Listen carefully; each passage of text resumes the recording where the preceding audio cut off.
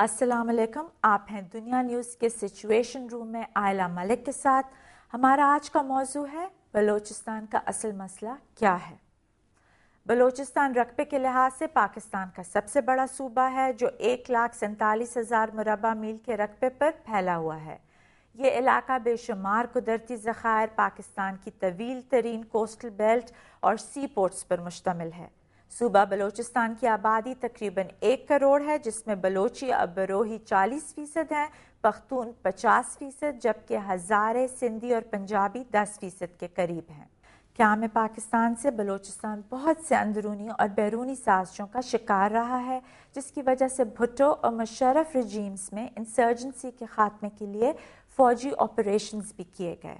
पिछली कई हुकूमतों ने बलूचिस्तान की तरक्की के लिए काबिल ज़िक्र तरक्याती फ़ंड्स एलोकेट किए ताकि बलूचिस्तान के लोगों को कौमी धारे में लाया जा सके।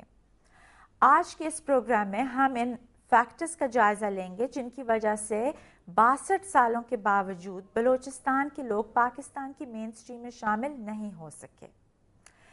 इस वक्त हम बलूचिस्तान का एक तारीखी जायज़ा लेते हैं।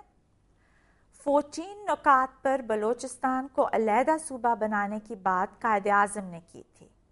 क़याम पाकिस्तान से कबल बलूचिस्तान 3 हिस्सों पर मुश्तमिल था, जिनमें ब्रिटिश रियासती और सल्तनत ओमान के पास गवादर वाला हिस्सा शामिल थे। 1947 तक बलूचिस्तान कलात, खारान, मकरान और लसबेला की रियासतों पर मुश्तमिल था, जिन पर बरतानवी एजेंट्स निगरान थे। 1956 के आइन में बलूचिस्तान को मगरबी पाकिस्तान के एक यूनिट में मर्ज कर दिया गया। 1970 में बलूचिस्तान को अलग सूबा तस्लीम किया गया। इस साल आम इंतखाबात में बलूचिस्तान नेशनल पार्टी फातेह रही और 1972 में बलूचिस्तान में मुंतखब हुकूमत कायम हुई। 1973 तक बलूचिस्तान गवर्नर जनरल के बराह रास्त कंट्रोल में रहा।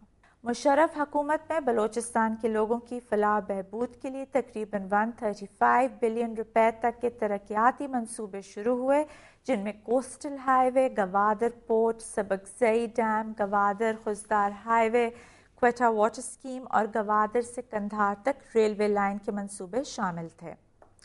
सूबे की मजीद तरक्की के लिए सदर पाकिस्तान आसिफ जरदारी ने भी अपने हालिया दौरे में डैम्स की तामीर, बिजली की ट्रांसमिशन और दूसरे बहुत से तरक्याती मंसूबों के लिए 40 अरब 60 करोड़ की खसूसी पैकेज का ऐलान किया। यहाँ पे लेते हैं एक ब्रेक, लेकिन ब्रेक से पहले देखते हैं कि अवाम क्या कहती है। हमारे साथ रहिएगा।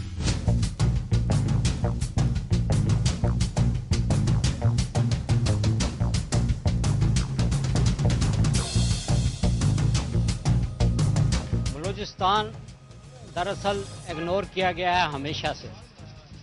मरकज़ी हुकूमत खरबों के हिसाब से बलूचिस्तान की मकरूज़ है। एहसास महरूमी को जाके ग्रास रूट लेवल के ऊपर देखा जाए कि आया जो अपॉर्चुनिटीज़ और मौक़े इस्लामाबाद के बासियों को हासिल हैं, लाहौर के बासियों को हासिल हैं, कराची के शहरियों को हासिल हैं, क्या वो सहूलतें बलूचिस्तान के अंदर हासिल हैं? यहाँ यूनिवर्सिटियाँ नहीं हैं, तालीम सारे पंजाब को दिए जा रहे हैं, हम लोग को सूबे को पसमानदा रखा गया है।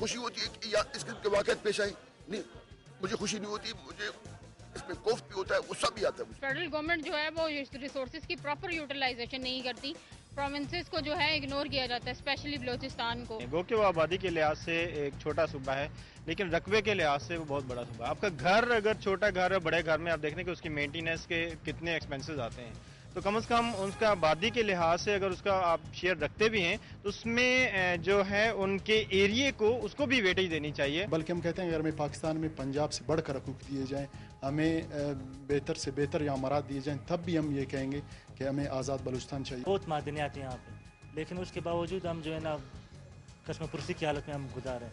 हम ये चाहते हैं कि भाई हमारे सूबों के जो है ना जितने भी लोग अक्सर बेरोज़गार हैं, इनको रोजगार दिया जाए। जिस स्टेट में रहने वाले लोग हैं उनके लिए जो फैसले होते हैं, उनके फैसलों में जब तक वो लोग खुद अपने लिए फैसले बनाने में शामिल नहीं होते हैं, तब तक उनके महरूमियों का अजाला नहीं हो सकता है।